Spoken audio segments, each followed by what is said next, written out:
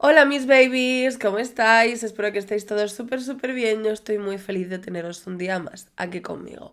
Bueno chicos, el caso del que vamos a hablar hoy es el caso de Arliss Perry. Es un caso que, aunque a día de hoy está resuelto, es un caso que envuelve muchísimo misterio detrás. Hay cosas que todavía siguen estando sin resolver. Además que es un caso que ha tardado 44 años en ser resuelto. Es un caso que os hice muy cortito en TikTok hace bastante tiempo y la verdad es que lo poco que pude buscar de información en aquel momento me pareció algo bárbaro, es muy heavy. Así que si sois sensibles, ya sabéis, yo siempre hago el anuncio que lo que voy a contar es un poco desagradable. No tengo mucho más que contaros, así que si os gusta mi canal ya sabéis que te puedes suscribir y todo ese tipo de cosas. Además que si quieres saber un poquito más de mí me puedes seguir en todas las redes sociales y que en la cajita de información te dejo algunos descuentos. Ahora sí que sí, no me enrollo más y comenzamos.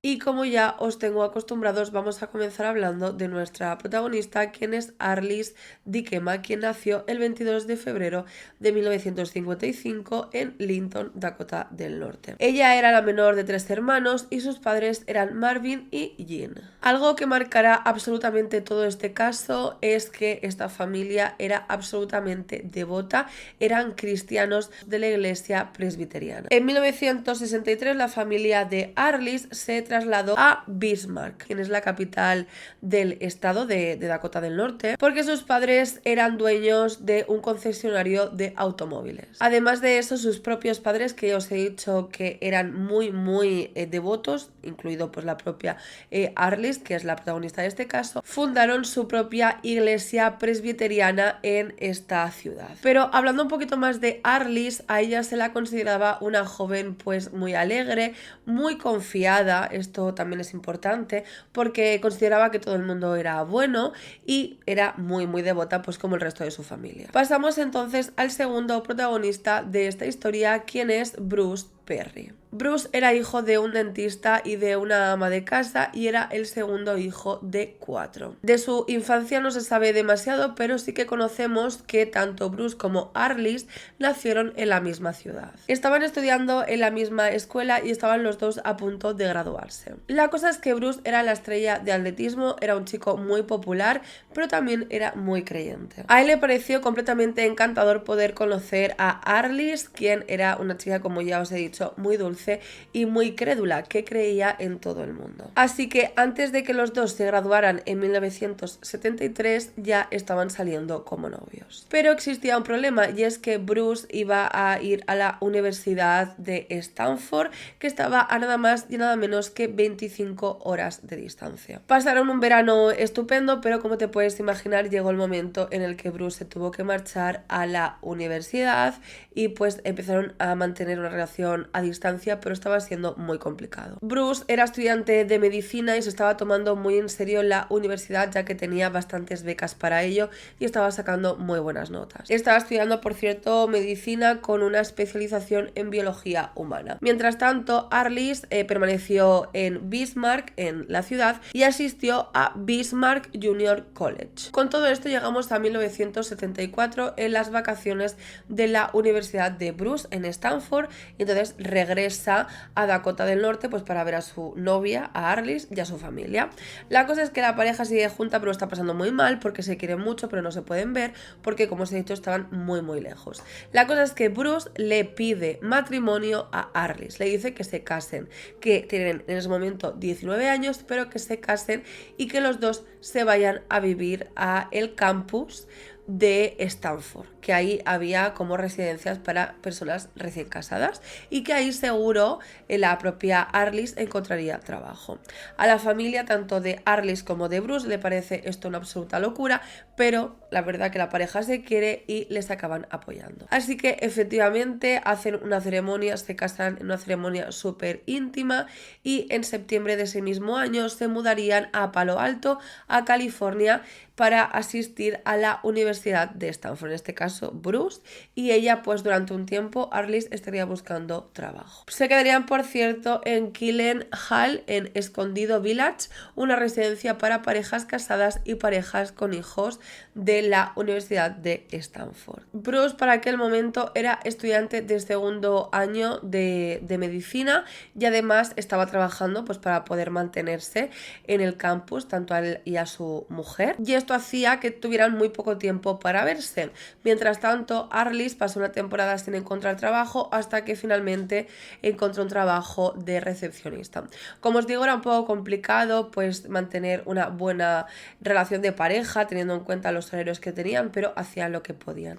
Mientras tanto, Arliss también seguía teniendo pues esa relación tan fuerte con Dios e iba muchas veces a la iglesia que estaba en el mismo campus de la Universidad de Stanford. Todo esto se podía ver reflejado en las cartas que enviaba Arliss a su familia, ya que escribía prácticamente todos los días a la familia diciendo que al principio se encontraba bastante agobiada en el campus porque pasaba muchas horas sola, y luego de encontrar ese trabajo como recepcionista en el bufete de abogados pues comenzó a decir en sus cartas que estaba muchísimo mejor, que le encantaba el clima que había en California, que era un lugar maravilloso y que al final un campus estaba muy bien cuidado y era muy bonito. Con todo esto llegamos entonces al 12 de octubre de 1974, cuando Arliss salió de casa justamente a enviar algunas cartas que había escrito a su familia. La cosa es que Bruce llegaba a casa en ese momento y decidió acompañar a su mujer a tirar estas cartas pues al buzón, ¿no? Eran como las 11:30 de la noche, era bastante tarde, y comienzan a discutir por algo del coche. O sea, era una conversación banal que al final se salió de madre y empezaron a discutir. Yo creo que eso nos ha pasado a todo el mundo, que con una cosa así estás un poco más irritado de lo normal y empiezas a discutir muchísimo. La cosa es que esta discusión se fue a más y más y más, y Arliss, que ya os he dicho que era muy creyente, le dice a su marido que se acabó, que no quiere seguir discutiendo, pero que quiere quedarse un rato a solas porque está muy enfadada. Se iba a ir a la iglesia, en ese momento eran las 11:30 pasadas, la media hora o cuarto de hora que quedaba antes de que cerrara, que sería a las 12 de la noche, para poderse tranquilizar y volver a casa un poco más en paz consigo misma y acostarse sin estar enfadada. A Bruce no le hacía ninguna gracia que su mujer fuera por la calle o por el campus caminando sola de noche. En un principio no había peligro, así que él, que también estaba más enfadado que una mona, se fue hacia su residencia a dormir. Bueno, hacia la residencia de los dos, porque evidentemente vivían juntos. Bruce al parecer se quedó dormido y se despertó entre las 12:15 y las 12:30 y se dio cuenta de que su mujer todavía no había regresado a casa y se preocupó bastante, así que fue directo hacia la iglesia de Stanford para ver si la encontraba,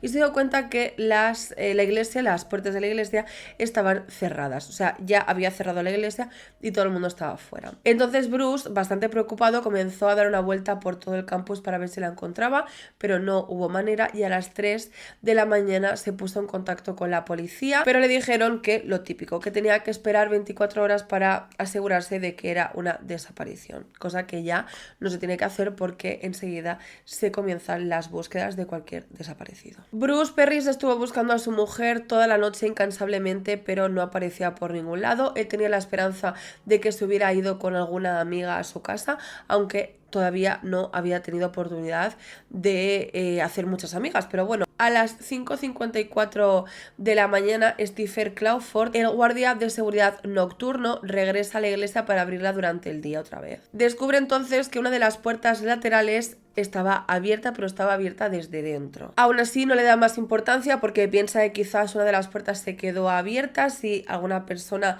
se ha podido quedar dentro y ha salido un poco más tarde, o sea, no le da más importancia y abre pues todas las puertas de esta iglesia de forma normal. Después de abrir todas las puertas se dio cuenta que había alguien o algo tumbado delante del todo en las filas más cercanas al púlpito, por así decirlo, ¿no? O sea, pues donde se pone el cura, básicamente. Y se acercó y lo que vio fue una escena completamente dantesca. Lo que se encontraría es que entre la fila de asientos que hay, la fila principal de asientos de la iglesia, un poco en un lateral, era el cuerpo sin vida de Arliss Perry. Pero no solo estaba sin vida el cuerpo de la joven, sino que parecía que habían practicado algún tipo de ritual satánico con la joven, porque lo que os voy a contar a continuación es ultra fuerte. Arliss no tenía ropa de cintura hacia abajo, los pantalones, los jeans que tenía los tenía como por encima del cuello, por así decirlo.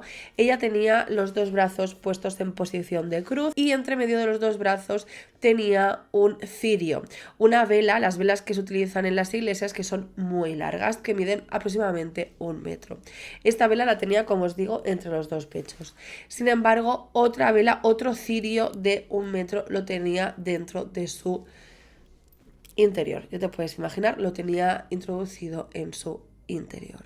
Las piernas las tenía abiertas en forma de V y también se dijo que los jeans, los pantalones los tenía tirados pues por aquí, por la parte de aquí. Encima tenía los brazos así y luego el cirio. Bien, pues los pantalones estaban abiertos como en forma de V y que de esta forma se estaría formando un signo muy parecido a lo que se utiliza en masonería. Arliss tenía una marca muy clara en la parte del cuello, le habían intentado apretar aquí, pero la causa por la que Arliss no tenía vida es que tenía clavado detrás de la oreja, en esta parte de aquí, un picayelo. Este picayelo no tenía mango, pero, o sea, bueno, la causa por la que la chica no tenía vida justamente por eso, porque le habían clavado. Un picayelo es básicamente un pincho que tiene mango y que se utiliza pues justamente para picar el hielo, pero en este caso pues el mango no estaba, como os comento. Además, al lado de ella había un cojincito pequeñito que se utiliza para poner las rodillas cuando se está rezando, que contenía material genético masculino. O sea, básicamente. Además, uno de los cirios que tenía Arliss, tanto en su interior como encima de ella, estas velas tan grandes, tenía marcada una huella dactilar, pero estamos en 1974, así que lo único salvable de toda esta escena iba a ser esta huella dactilar. Eso sí que se podía llevar a analizar, se podía comprobar con otras huellas que se pedirían más adelante, pero ni el material genético masculino que os estoy diciendo, ni ninguna otra cosa más que se encontró en esta escena tan dantesca se pudo llevar a analizar, al menos en aquellos años. Arliss había sufrido algo completamente terrible con tan solo sus 19 años. Stephen Clifford evidentemente llamó a la policía llegó de inmediato, se puso a analizar toda esta escena y empezó a tomar declaración a todo el mundo que vio con vida o las últimas horas a Arliss. Para este momento, por cierto, algo súper importante es que Bruce Perry, su marido, aún estaba buscando a su mujer y a él todavía no se le había comunicado que habían encontrado a su mujer sin vida de esta forma tan fuerte. Varias personas que fueron a la iglesia de Stanford a últimas horas de la noche vieron como Arliss entraba y se ponía en la parte trasera de la iglesia a rezar. Apenas hizo ningún movimiento, o sea, llegó y se sentó y se puso a rezar, pero prácticamente todos los asistentes de esa iglesia tenían coartada. La policía después de esto sumó 2 más 2 y obtuvo 2 sospechosos: el marido de Arliss, Bruce, quien estaba buscando a su mujer, y evidentemente el guardia de seguridad nocturno, quien era Stephen, porque él era quien abrió la iglesia y se encontró pues todo el percal, como te puedes imaginar. La policía primero se centró en Bruce Perry, en el marido de Arliss, y pues fueron a buscarle para saber si él todavía estaba buscando a su mujer por las calles. No lo encontraron y fueron directamente a su residencia, a donde él estaba viviendo. Se lo encontraron en su casa manchado de sangre, o sea, tenía como toda la camiseta manchada de sangre y estaba muy nervioso. La policía evidentemente se puso nerviosa porque Decían en plan, vale, lo tenemos, pero Bruce dijo que es que él sufría de derrames de nariz, o sea, que le sangraba la nariz cuando él se ponía muy nervioso. Efectivamente, estuvieron hablando con él, estuvieron pidiéndole toda la coartada, parecía que él no era culpable de nada y vieron in situ cómo la nariz le sangraba muchísimo y que por eso estaba todo cubierto de sangre. Ese mismo día le tuvieron que decir a Bruce Perry que su mujer había sido de una forma completamente brutal, que le habían, voy a decir, sobrepasado, pero es que se sobrepasaron con ella a un nivel brutal. Y también, por cierto, cuando vino el forense y examinó el cuerpo de Arliss, se dieron cuenta de que ella no tenía ninguna herida defensiva, algo que les llamó bastante la atención. Entonces piensan que quizás lo primero que sucedió fue que le apretaron del cuello, después inmediatamente le clavaron el picayelo en la parte de aquí y después seguidamente fue cuando se sobrepasaron de esa forma tan brutal con ella y a posteriori introdujeron el cirio. El siguiente en ser interrogado por la policía sería el propio Stephen Clawford, el vigilante de seguridad.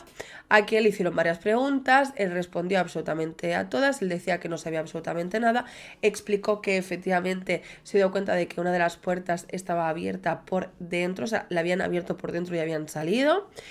Y también compararon la huella que se encontró en uno de los cirios con su huella dactilar y dio negativo.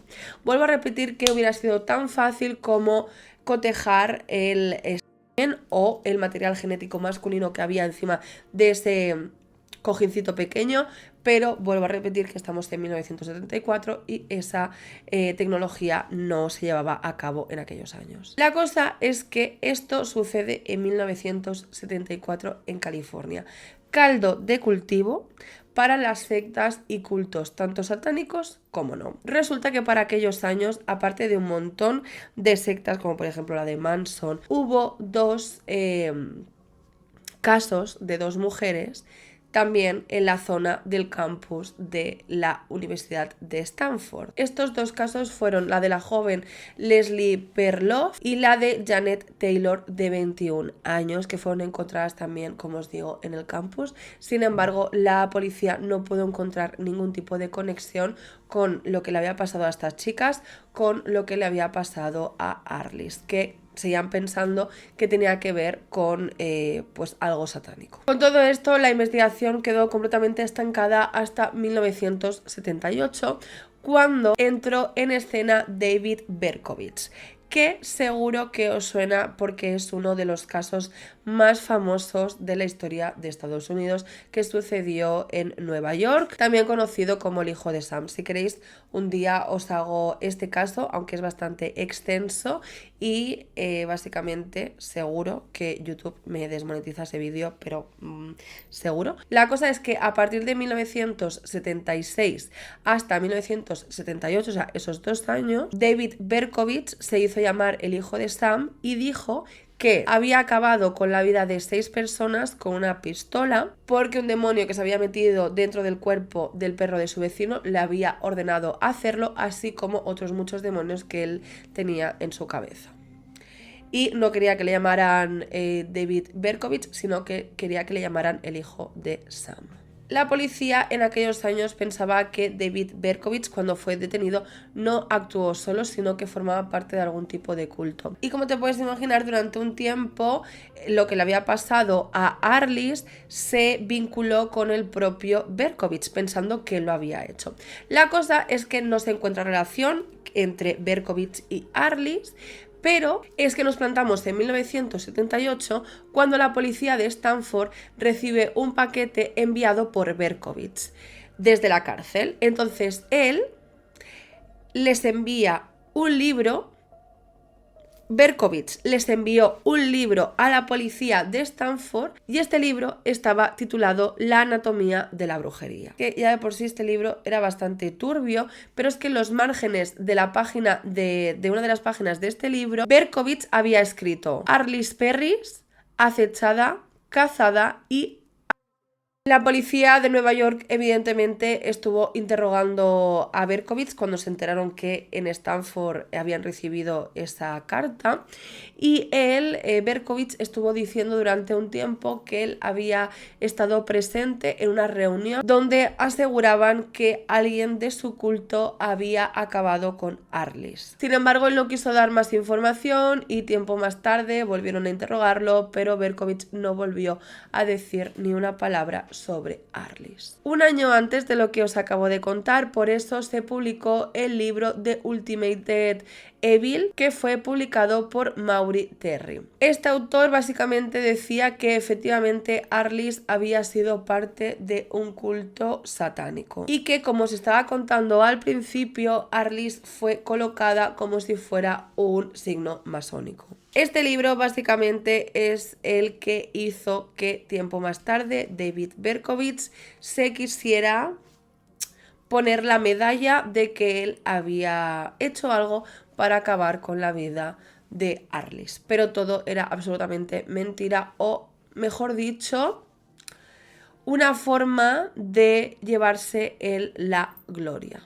No sé qué gloria hay en esto, o mérito, o no sé qué hay en esto, pero Berkowitz tenía ganas de ponerse la medalla de sí, fui yo. Con todo esto, los investigadores se dieron cuenta que con esta línea de investigación no iban a llegar a absolutamente ningún sitio, y se dieron cuenta que este caso se iba a convertir en un cold case, o sea, en un caso frío, y pasaron 44 años hasta que hubo una novedad de este caso. Y es que nos tenemos que plantar entonces a 2018, cuando en Estados Unidos se comenzó a reabrir casos antiguos donde se había guardado materiales como tejidos, pelos, fluidos, sangre, restos de lo que sea, y se habían podido guardar para analizarlos en 2018 con la tecnología de este momento, ¿no? Entonces, eran casos fríos que se habían guardado estos fluidos porque se sabía que tarde o temprano habría tecnología suficiente pues para analizar estos fluidos. La cosa es que en junio de 2018 se abre entonces el caso de Arliss Perry y se analiza este fluido masculino que se encontró en esa almohadilla al lado del cuerpo de Arliss. Se lleva a analizar y se encuentra que es compatible al 99,9% con... Escríbeme en los comentarios a ver si sabéis quién es. Te lo voy a decir a continuación, pero déjamelo en los comentarios. Sí, Stephen Clawford, el vigilante de seguridad de pues la iglesia. Era suyo, o sea, ese fluido era suyo, así que estaba muy claro que él había participado al menos en lo que le había pasado o lo que le habían hecho a Arliss. Entonces tú te estarás preguntando, ¿por qué entonces, si en 1974 no se podía analizar o cotejar con el ADN, pues en este caso los fluidos masculinos, por qué se tenía el ADN de Stephen Clawford? Quiero decir, si estamos en 1974 y yo no puedo analizar ningún tipo de fluido, ¿por qué entonces voy a pedir un ADN si no puedo cotejarlo? Hola, soy la Marta que edita. Podía haber un poquito más de glamour en todo esto, pero no lo hay, lo siento, cariño. Bueno, te cuento. Creo que no me explico bien. O sea, te estoy aclarando todo esto del ADN porque la policía, cuando empieza a investigar este caso nuevamente en 2018, lo hace con las muestras encontradas, o sea, ya guardadas. Eso significa que en 2018 tenían la muestra del ADN de Stephen Clifford, ¿vale? Entonces, por eso digo que cómo es posible que tuvieran guardada el ADN si en 1974 no iban a utilizar el ADN porque no tenían cómo cotejarlo. Espero haberme explicado un poquito mejor. Pues bien, resulta que efectivamente en 1974, cuando ocurre todo esto, cuando se encuentra el cuerpo sin vida de esta forma tan terrible de Arliss, se tiene este ADN masculino, ¿ok? pero no se puede analizar. Sin embargo, en 1972, cuando ya se comienza un poco a hacer las pruebas de ADN, resulta que Stephen Crawford fue detenido por la policía por robar libros y obras de arte de la Universidad de Stanford. Y entonces, esta vez sí que se le tomó muestras de ADN. Sin embargo, no fueron cotejadas con estas sustancias, encontrado en la escena donde se encontró a Arliss Perry. No fue hasta que se hizo una investigación consciente de todo el caso de Arliss Perry cuando se unieron tanto el ADN como pues esta sustancia que se encontró en esa escena. Los investigadores de la oficina del sheriff del condado de Santa Clara en California tardaron bastante en encontrar a Crawford, porque no lo encontraban en ningún sitio, hasta que después de unas semanas de investigación se dieron cuenta que estaba viviendo en unos apartamentos en San José. Fue entonces cuando el 28 de junio de ese mismo año, de 2018, un grupo de policías fue a este grupo de apartamentos y preguntaron a el conserje dónde vivía Stephen Crawford. El hombre les indicó el piso exacto y se dirigieron hasta ese apartamento. La policía lo que hizo fue ir en son de paz, por así decirlo, hacia la casa de Crawford y picaron a la puerta y dijeron, pues somos la policía del condado de Santa Clara. Y entonces Stephen Crawford dijo, vale, un momento, ahora les abro. Entonces escuchó como un poco de ruido y de repente, a los minutos, cuando la policía se estaba empezando a poner nerviosa, se escuchó un disparo. Evidentemente, la policía se puso muy nerviosa y decidieron abrir la puerta de una patada, tirar la puerta abajo. Y no encontraron a Stephen por ningún lado hasta que fueron a la habitación principal. Stephen Crawford se había disparado a sí mismo en la cabeza. Stephen Crawford se había quitado la vida a los 72 años de edad. Y al parecer se llevó a la tumba el por qué le hizo esa barbaridad a Arliss. Mucha gente piensa que lo que sucedió realmente es que fue simple y llanamente que Stephen Crawford se sobrepasó muchísimo con Arliss y acabó con ella, y luego quiso disfrazar la escena como de pues un acto satánico, pero que realmente no era para nada tal cosa, sino que él lo quiso adornar de esta forma. Y por el contrario, hay muchísimas personas que siguen pensando que Stephen Crawford pues tenía algo que ver con un ritual satánico en el cual pues también estaban involucradas personas muy importantes o quizás grupos satánicos o grupos ocultos muy importantes con mucho poder. Realmente es una cosa que nunca sabremos porque realmente Stephen Crawford se llevó el secreto a la tumba, pero hay dos datos en particular que a mí me hacen pensar que igual todo esto no fue casual. Una de ellas es que si tomamos en cuenta que muchas personas que piensan que Crawford, el vigilante nocturno, se encontró con Arliss en la iglesia, que le gustó y que se sobrepasó con ella de forma, o sea, no fortuita, sino que no lo pensó, ¿no? Fue algo impulsivo.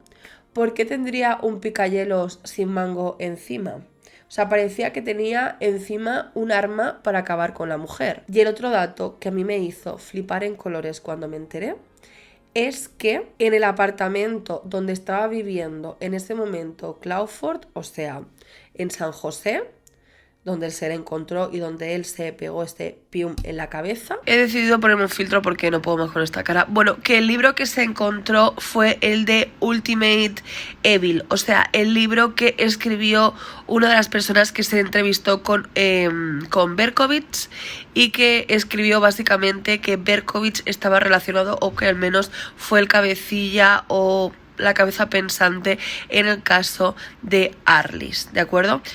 Básicamente diciendo que Berkowitz había creado una secta satánica y que él lo había organizado todo. Sí es verdad que en otras informaciones he leído que el libro que se encontró en casa de Crawford fue el libro de anatomía de la brujería, libro que utilizó Berkowitz para enviarle a los policías de Stanford diciendo básicamente que él era el culpable de haber acabado con la vida de Arliss.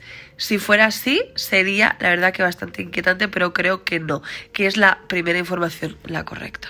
Y hasta aquí este caso, espero que se haya podido entender medianamente bien. Es un caso un tanto difícil de explicar porque hay muchas cosas un poco extrañas. Es un caso terrible, o sea, lo que tuvo que sufrir esa chica es horroroso y el encontrarse esa escena tan dantesca me parece algo terrible, o sea, muy heavy, pero sigo pensando que este caso tiene muchas cosas sin explicar todavía, porque aunque estaba claro que quien hizo todo esto era Clawford, o sea, estaba completamente claro porque él se quitó de en medio, además que su ADN pues estaba ahí, o sea, eso está claro.